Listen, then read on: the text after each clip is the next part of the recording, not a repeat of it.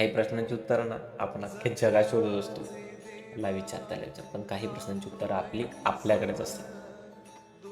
कधीतरी जेव्हा काही प्रश्न जेव्हा असे पडतात ना, जेव्हा तुम्ही एका खोलीत किंवा एखाद्या रूममध्ये असेच किंवा रात्री झोपेत तुम्ही पंखा बघत असता, सिलिंग बघत असता, तेव्हा डोक्यात जे विचार चालतात त्यांचे उत्तर आहेत ना, कधीतरी अशा शांत जागी बसून स्वतःशी बोला, स्वतःला ओळखा.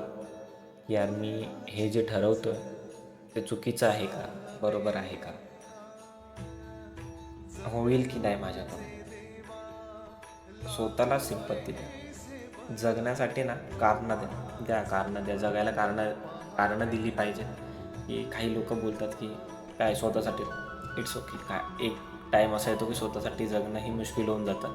खूप मी ऐकतो की यार नाही, सुसाईडचा विचार हे ते असं तसं खचलो आहे, का नाही होणार. पण जगायला कारण द्या.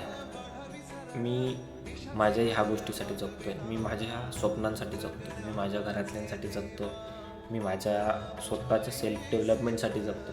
प्रत्येकाला एक ना एक कारण.